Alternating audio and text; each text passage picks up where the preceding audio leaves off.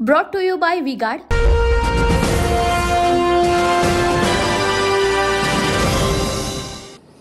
नमस्कार, TV9 मराठीमध्ये आपल्या सगळ्यांचं स्वागत. मी निखिला. पाहतोय देश महाराष्ट्र आणि बुलेटिनच्या सुरुवातीलाच बातमी आहे ती देवेंद्र फडणवीसांसंदर्भातली. माझ्याकडे विधानसभेसाठी रणनीती होती आणि म्हणूनच मी पदमुक्त करा असं बोलल्याचं देवेंद्र फडणवीसांनी म्हटलं. तसंच लोकसभेच्या निवडणुकीत काही ठिकाणी महायुतीमध्ये समन्वयाचा अभाव दिसल्याची खंत फडणवीसांनी व्यक्त करून दाखवली.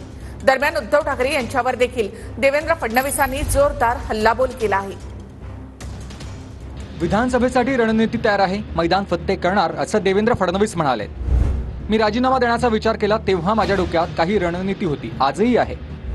थोडे दिवस जाऊ द्या, त्यानंतर आपण महाराष्ट्राबाबतची ब्लूप्रिंट ठरवू. मागील 3 निवडणुका मिळून जेवढ्या जागा काँग्रेसला मिळाल्या नाहीत तेवढ्या जागा या एका निवडणुकीत मिळाल्यात. भाजपा सत्तेत आला, संविधान बदलणार हा विषय इतका खालपर्यंत गेला, त्याचा निकालावर परिणाम झालाय. दलित आदिवासी समाजात दिशाभूल करण्याचा प्रयत्न विरोधकांकडून मोठ्या प्रमाणात झालाय. उद्धव ठाकरेंना फार सहानुभूती असती तर मुंबई कोकणात दिसायला हवी होती. ठाण्यापासून कोकणापर्यंत उबाठाला एकही जागा मिळाली नाही. मराठी बहुल भागात ठाकरेंना फार मोठं मताधिक्य मिळालं नाही.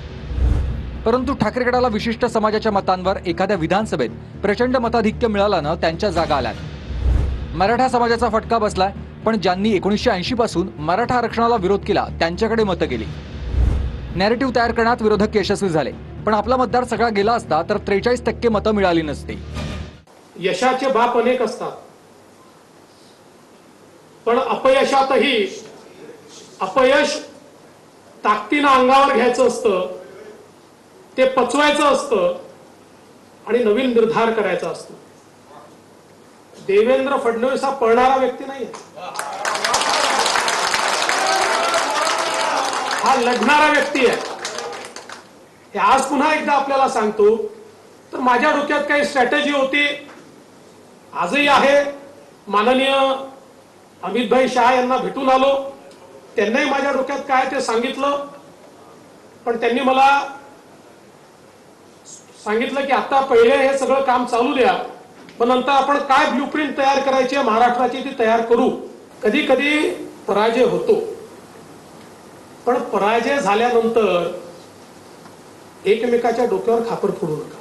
आपल्यालाही काही ठिकाणी समन्वयाचा अभाव आढळला, तो टिपलेला, तो काही जाहीरपणे बोलण्याची आवश्यकता नाही आहे. जो समन्वयाचा अभाव आपल्याला दिसलेला आहे त्या पक्षाच्या नेत्यांना मी सांगणार आहे की या मतदारसंघात या आमदाराच्या घेतल्यात या आमदाराकडे आम्हाला त्या ठिकाणी समन्वयाचा अभाव दिसला. या ठिकाणी नरेटिव्ह तयार केला की उद्धव ठाकरेंना फार सहानुभूती आहे. मग उद्धव ठाकरेंना जर सहानुभूती होती तर कुठे दिसायला पाहिजे होती? मुंबई आणि कोकणमध्ये दिसायला पाहिजे होती ना. ठाण्यापासनं तर कोकणच्या शेवटच्या टोकापर्यंत उद्धव ठाकरेंची एकही जागा नाही. उबाठाला लोकांनी हद्दपारच केलाय, हे देखील आपण लक्षात घेतलं पाहिजे. मुंबईच्या जागा ज्या मिळाल्या त्या कोणाच्या भरोश्यावर मिळाल्या? मराठी माणसांनी मत दिलं नाही यांना. कारण सांगतो मराठी माणसांनी वोट दिलं असतं तर दक्षिण मुंबईमध्ये, वरळीमध्ये, जिथे आदित्य ठाकरेंची कॉन्स्टिट्युएन्सी आहे, फक्त 6,000 मतांचा लीड आहे. शिवडीमध्ये यांनी 30, 35, 40,000 मतांची लीड घ्यायला हवी होती. जर मराठी माणसांनी मतदान त्यांना केलं असतं तर ईशान्य मुंबईमध्ये विक्रोळ आणि भांडूप पिऊन 60,000 मतांचा लीड त्यांनी घ्यायला पाहिजे होता. नाही घेऊ शकले. पॉलिटिकल अर्थमॅटिक मध्ये त्यांनी केवळ एका विशिष्ट समाजाच्या मतांवर, काही जागांवर एखाद्या विधानसभेमध्ये इतकी प्रचंड आघाडी घेतली की त्याच्या आधारावर त्यांना निवडून येता आलं. नाटक आहे, ढोंग आहे. लोकांनी त्यांना झिडकारलं. संविधान बदलण्याची भाषा करणाऱ्यांना लोकांनी झिडकारल्यावर त्यांना संविधानची प्रत ही मस्तकी लावण्याची सुबुद्धी सुचली. त्याबद्दल भारतीय जनतेचे मी आभार मानतो. आपण एका चौथ्या पक्षाशी लढत होतो आणि तो चौथा पक्ष होता खोटा नरेटिव्ह. आपल्याला वाटलं या 3 पक्षांना रोखलं तर आपला विजय होईल. पण आपल्या लक्षात आलं नाही की चौथा पक्ष जो यांच्याकरता काम करतो आहे त्याला आपण रोखू शकत नाही किंवा रोखू शकलो नाही किंवा त्याची तयारीच आपण केली नाही. संविधान बदलणार हा विषय इतका खालपर्यंत गेला आणि त्या मनाने आपण त्याला इफेक्टिव्हली काउंटर केलं नाही. अशा प्रकारे विशेषतः दलित समाजामध्ये, आदिवासी समाजामध्ये हा नरेटिव्ह हा मोठ्या प्रमाणात या ठिकाणी तयार झाला.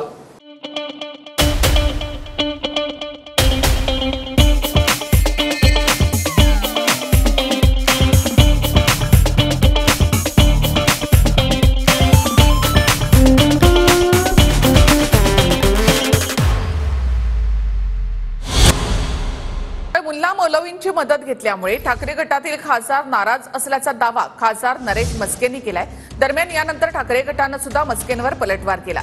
नरेश मस्केंचा बुद्ध्यांक किती आहे हे या वक्तव्यावरून कळतं असा टोला अंधारेने नरेश मस्के यांना लगावला आहे. काही विशिष्ट समाजाला जवळ घेऊन मशिदी असतील, त्यांची प्रार्थना स्थळं असतील, त्यामध्ये मुल्ला मौलवींना लाखो रुपये वाटून एक विशिष्ट प्रकारचा आदेश काढण्यात आला आणि या धार्मिक तेढ निर्माण करण्याचा प्रयत्न करण्यात आला. संविधान बदलणार अशा पद्धतीने एक गैरसमज निर्माण करण्यात आला आणि विशिष्ट समाजाची मतं आपल्याजवळ आणण्याचा प्रयत्न करण्यात आला आणि यामुळेच केवळ 3 ते 4 जागांचा फायदा उभाटाला झालेला आहे. नरेश मस्के खासदार झालेत म्हटल्यावर त्यांची मॅच्युरिटी लेवल किंवा त्यांचा एकूण IQ बुद्ध्यांक पातळी थोडी वाढली असेल असं मला वाटत होतं. परंतु ज्या पद्धतीचे ते स्टेटमेंट करत आहेत त्यावरून अजूनही त्यांच्यातला तो जो थिल्लरपणा आणि छिचोर चाळे करण्याची जी वृत्ती आहे ती वृत्ती गेलेली दिसत नाहीये. देखिए, उनका काम है अफवाह से गर्मी बढ़ाना और हमारा काम है माहौल को ठंडा रखना. हमारा नेता कैसा हो जो माहौल को रखे ठंडा वैसा हो. अब की बार वी गॉट एयर कूलर का चमत्कार. आमच्या सरकारने मराठा समाजाला आरक्षण दिल्याचं फडणवीसांनी म्हटलं तर ज्यांनी मराठा आरक्षणाला विरोध केला त्यांना यावेळी मतदान झाल्याचं फडणवीसांनी बोलून दाखवलं. तर आरक्षण दिलं म्हणून मराठ्यांनी 106 आमदार दिल्याचं प्रत्युत्तर यावर जरांगे पाटील यांनी दिलं आहे. पण तुम्ही दिलेलं आरक्षण टिकलं नाही असं जरांगे पाटील यांनी म्हटलं आहे. बघा, हे देखील आश्चर्य आहे की नाही, मराठा समाजाला दोन्ही वेळी आरक्षण आपण दिलं. मराठा समाजामध्ये त्या ठिकाणी सारथी संस्था असेल, अण्णासाहेब पाटील आर्थिक विकास महामंडळ असेल, फी सवलतीची योजना असेल, हॉस्टेलची योजना असेल, स्वाधारची योजना असेल, या सगळ्या गोष्टी या आपल्याच काळात झाल्या. आणि असं सांगितलं जातं आपल्याला की मराठा समाजाचा फटका पडला आणि ज्यांनी 1980 पासून मराठा आरक्षणाला विरोध केला, 80 पासून ज्यांनी मराठा आरक्षणाला विरोध केला त्यांच्या पडल्यात मतं गेली. तुम्ही आरक्षण दिलं, ते आरक्षण दिलं त्यावेळेस तुमचा उपकार फेडायला 106 आमदार मराठ्यांनी तुम्हाला निवडून दिले. पण पुढं चालून ते आरक्षण गेलं आणि लाखो पोरं आत्ताही परेशान आहेत ते 2014चे आणि 2019चे. आत्ता बघ समज कोणी निर्माण करत नाही, करण्याचा काही प्रश्नच येत नाही. त्याच्यानंतर तुम्ही आत्ता दिलं, हे जे 10% दिलं आत्ताच, आता दुसरंही बोलतो 10% दिलं, त्याची तीच फजिती चालू आहे आमच्या पोरांच्या आत्ताही. भाइयों बहनों, उनके राज में पावर रहे अनस्टेबल और हम रखे सब स्मूथ और स्टेबल. हमारा नेता कैसा हो जो स्टेबल पावर दे वैसा हो. अब की बार वी गॉट AC स्टेबलाइजर का चमत्कार. विधानसभा निवडणुकीमध्ये नाव घेऊन उमेदवार पाडेन अशा शब्दात मनोज जरांगे पाटील यांनी इशारा दिलाय. मराठा आरक्षण दिलं नाही तर 288 जागांवर उमेदवार देणार असं जरांगे पाटील यांनी म्हटलं. तर तुमची यात्रा रद्द करा म्हणून निवेदन द्यायचं का असा सवाल उपस्थित करत भाजपच्या यात्रेवरून देखील जरांगेने इशारा दिलाय. लोकसभेत तुम्ही छोटासा हिसका दाखवला, विधानसभेत मोठा असेल का? नाही, मी स्वतःच जाणार त्याच्यात. मी स्वतः नाव घेऊ पाडीणार. आता सुप्त होते, नाव घेऊ पाडीणार. तुम्ही पण उभं राहणार? नाही, राजकारणात आपण नाही जाणार. उभा नाही राहणार. गोरगरिबांना देणारा बनवणार. सगळ्या जाती धर्माच्या लोकांना देणारा बनवणार. आमचं ठरलेलं आरक्षण आम्हाला द्या. नाही दिलं तर नाही दिलं तर मग त्याला काय पर्याय? कशी असेल विधान? नाही, मग 288 उमेदवार महाराष्ट्रात देणार सगळ्या जाती धर्माचे. मग मात्र मग नाही खोटा निघत. त्याला माझा नाविलाज आहे. मग मी म्हणतो गोरगरिबाला त्रास देऊ नका. गोरगरिबाला मला नाविलाजानं देणारं मग बनावं लागणार. हे जे निवेदन जाणीवपूर्वक दिलेत, उद्या आम्ही देऊ ना. मग तुमचे असल्यानंतर आता तुमच्या काही यात्रा निघणार आहेत, मग त्या टायमाला आम्ही असेच निवेदन द्यायचे का? आता महाराष्ट्रात यात्रा तुम्ही काढणार आहेत तर मग ह्या रोडवर त्रास होणार आहे, आम्हाला रहदारीला त्रास होणार आहे, आमचे मुलं शाळेत जाणार आहेत, जातीय तेढ निर्माण या जाणार, कोणती तरी यात्रा निघणार आहे. आता त्या यात्रेमुळे होणार आहे. तुम्ही रद्द करणार आहे का? तुम्ही ती रद्द करणार आहे का? मग आमच्या महायुतीच्या उमेदवारांच्या बाबतीत, माझ्या बाबतीत अतिशय अश्लील प्रकारचे फेक व्हिडिओ तयार करून या ठिकाणी ज्या पद्धतीनं सामाजिक सलोखा बिघडवला जातो आहे, आमच्या बाबतीतही अतिशय आमची प्रतिमा एकदम वेगळी या ठिकाणी करण्याचा प्रयत्न केला जातो आहे. माझी हात जोडून विनंती आहे महाविकास आघाडीच्याही आणि महायुतीच्याही सर्व कार्यकर्त्यांना, निवडणूक संपली आहे, हा विषय संपलेला आहे. कृपा करून आता एकमेकाच्या बदनामीचं हे राजकारण थांबवावं. उनका बैकअप सिर्फ कल तक और हमारा चांद तक. हमारा नेता कैसा हो जो नॉन स्टॉप बैकअप दे वैसा हो. अब की बात वी गॉट इन्वर्टर बैटरी का चमत्कार. उद्या संध्याकाळी पंतप्रधान नरेंद्र मोदी यांचा शपथविधी सोहळा पार पडणार आहे. राष्ट्रपती भवनामध्ये संध्याकाळी 7 वाजता शपथविधी सोहळा पार पडेल. मोदींच्या शपथविधीसाठी देश विदेशातील प्रमुख पाहुणे उपस्थित राहणार आहेत. बांगलादेशच्या पंतप्रधान शेख हसीना शपथविधी सोहळ्यासाठी भारतात दाखल. श्रीलंकेचे राष्ट्रपती रानिल विक्रमसिंघे मोदींच्या शपथविधीसाठी उपस्थित राहणार. मालदीवचे राष्ट्रपती डॉक्टर मोहम्मद मोइजू मोदींच्या शपथविधीसाठी उपस्थित राहणार. मॉरिशसचे पंतप्रधान प्रविंद कुमार जुगनूथ मोदींच्या शपथविधीसाठी उपस्थित राहणार. नेपाळचे पंतप्रधान पुष्पकमल दहल मोदींच्या शपथविधीसाठी उपस्थित राहतील. भूतानचे पंतप्रधान शेरिंग टोब्गे हे मोदींच्या शपथविधीसाठी उपस्थित राहणार. नरेंद्र मोदी सलग तिसऱ्यांदा देशाच्या पंतप्रधान पदाची शपथ घेणार आहेत. उद्या होणाऱ्या मोदींच्या शपथविधी सोहळ्यासाठी 8,000 पाहुण्यांची उपस्थिती असेल. मोदींच्या शपथविधीसाठी राजधानी दिल्लीमध्ये नो फ्लाय झोन म्हणून घोषित करण्यात आले. राष्ट्रपती भवन परिसरामध्ये अर्धसैन्य दलाच्या 5 कंपनी तैनात असतील तर एनएसजी कमांडो देखील तैनात असणार आहेत. देशभरातील प्रतिष्ठित व्यक्ती, कलाकार आणि उद्योगपतींना या सोहळ्याचं निमंत्रण देण्यात आलेलं आहे. आशियातील पहिली महिला लोको पायलट सुरेखा यादव यांना देखील पंतप्रधान नरेंद्र मोदी यांच्या शपथविधी सोहळ्यासाठी उपस्थित राहण्यासाठी निमंत्रित करण्यात आले. मोदींच्या शपथविधी सोहळ्यामध्ये एकूण 10 लोको पायलट सहभागी होणार आहेत. मोदींच्या शपथविधीसाठी सफाई कर्मचारी, तृतीयपंथीय हे देखील उपस्थित राहणार आहेत. सेंट्रल विस्टा प्रकल्पामध्ये काम करणाऱ्या मजुरांची उपस्थिती देखील असेल. केंद्रीय योजनांचे लाभार्थी, विकसित भारत कार्यक्रमाचे अँबॅसेडर या कार्यक्रमासाठी उपस्थित राहणार आहेत. एनडीएमधील मंत्रिपदाचा फॉर्म्युला ठरला असून मोदींच्या मंत्रिमंडळामध्ये भाजपला 18 मंत्रिपदं मिळणार असल्याची माहिती सूत्रांच्या मार्फत मिळते. तर एनडीएमधील घटक पक्षांना एकूण 18 मंत्रिपदं, यामध्ये 7 कॅबिनेट आणि 11 राज्यमंत्रिपदं असतील. यामध्ये प्रामुख्याने नितीश कुमार, चंद्राबाबू यांना 2-2 मंत्रिपदं देण्यात येणार असून शिंदे गटाला 1 आणि अजित पवार गटाला 1 मंत्रिपद दिलं जाणार अशी माहिती सूत्रांकडून मिळते. भाजपकडून मंत्रिपदासाठी राज्यातील 4 खासदारांची नावं चर्चेत असल्याची माहिती सूत्रांकडून मिळते. यामध्ये आहेत नितीन गडकरी, पियुष गोयल, नारायण राणे आणि रक्षा खडसे यांची नावं चर्चेत आहेत. तर शिंदे गटाकडून श्रीकांत शिंदे, श्रीरंग बारणे, प्रतापराव जाधव, धैर्यशील माने यांची नावं चर्चेत आहेत. नरेंद्र मोदी यांच्यासोबत उद्या प्रफुल्ल पटेल हे देखील शपथ घेण्याची शक्यता आहे. उद्या प्रफुल्ल पटेल कॅबिनेट दर्जाच्या मंत्रिपदाची शपथ घेणार आहेत. अजित पवार गटाकडून प्रफुल्ल पटेल यांच्या नावावर शिक्कामोर्तब करण्यात आलेला आहे.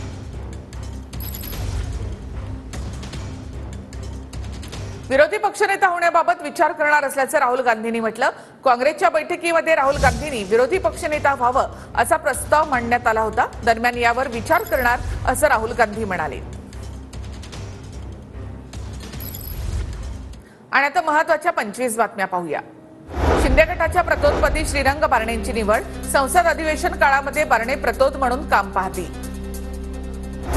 महाराष्ट्र सदनाच्या प्रवेशद्वाराजवळ वायकर वडेट्टीवारांमध्ये भेट. रवींद्र वायकर, विजय वडेट्टीवार, सुनील केदार यांच्यामध्ये भेट. काहीही झालं तरी अजित पवारांना सोडून जाणार नाही.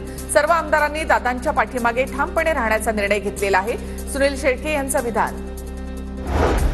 नाशिक पश्चिम विधानसभेतून विधानसभा निवडणूक लढवणार दिनकर पाटील यांची भूमिका. भाजपचे दिनकर पाटील नाशिक लोकसभेसाठी इच्छुक होते.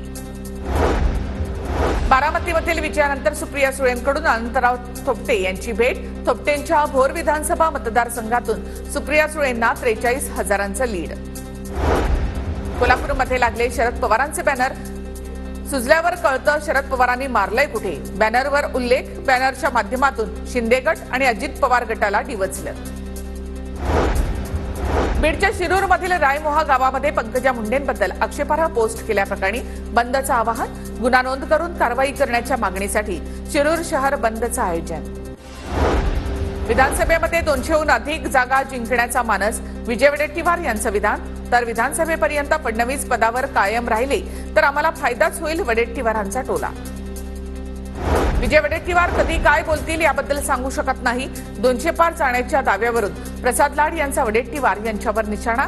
तर वडेट्टीवार पक्षनेते राहतील की नाही हीच शंका. प्रसाद लाड यांचा खोचक टोला. लोकसभेतील पराभवानंतर सुधीर मुनगंटीवार यांच्याकडून विधानसभेची तयारी. बल्लारपूर विधानसभेमधून मुनगंटीवार निवडणूक लढणार, सूत्रांची माहिती. पडद्यामागे राहून भाजपच्या लोकांनी माझ्यासाठी काम केलं. चंद्रपूरमधील नवनिर्वाचित खासदार प्रतिभा धानोरकर यांचं वक्तव्य. पराभवाचं खापर दुसऱ्याच्या माथी मारलं जाते. बच्चू कडूंची नवनीत राणांवर टीका. तर विधानसभा निवडणुकीमध्ये 20 ते 25 उमेदवार उभे करणार, कडू यांचं वक्तव्य. सोशल मीडियावर वातावरण दूषित करू नये. निवडणुकीमध्ये जय पराजय होत असतात. सलोखा जपा. धनंजय मुंडेंचं बीड जिल्हावासियांना शांततेचं आवाहन.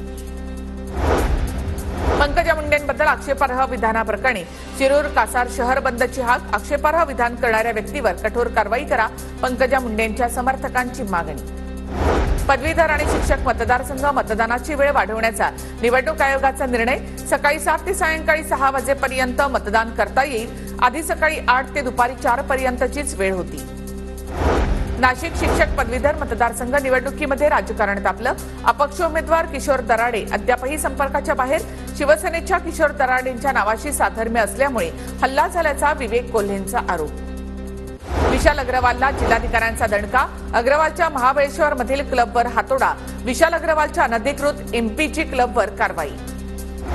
राज्यातील अनेक जिल्ह्यांमध्ये पुढील 48 तास पावसाचा अलर्ट. रत्नागिरी, सिंधुदुर्ग, सातारा, संभाजीनगर, बीड, जालना, धाराशिव या ठिकाणी पावसाचा अलर्ट.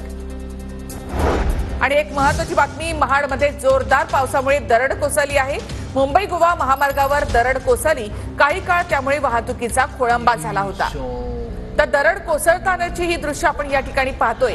एकीकडे वाहतूक सुरू होती आणि त्याच वेळेला इथे दरड कोसळली. खाली आला आला आला खाली. आयुष्य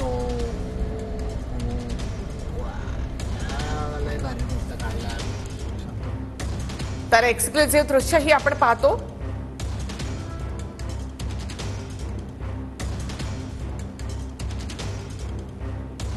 तर जोरदार पावसामुळे महाडमध्ये ही दरड कोसळली आहे.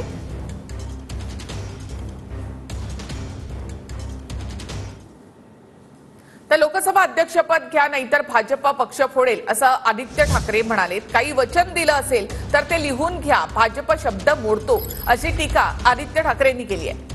आदित्य ठाकरे यांनी नितीश कुमार आणि चंद्राबाबू नायडूंना हा सल्ला दिलाय. मध्ये जात असतील त्यांना विनंती करतोय, लोकसभा अध्यक्षाचं पद स्वतःकडे ठेवा. भाजप तुमचा पक्ष फोडेल, फोडण्याचा प्रयत्न करेल. दुसरी म्हणजे जर काही स्टेटस वगैरे प्रॉमिस केलं असेल, स्पेशल स्टेटस राज्यांना, ते लिहून घ्या. भाजप शब्द मोडतं. आणि लिहून दिलं तरी शब्द मोडेल, पण तुम्ही त्याच्यावर लक्ष ठेवून राहा.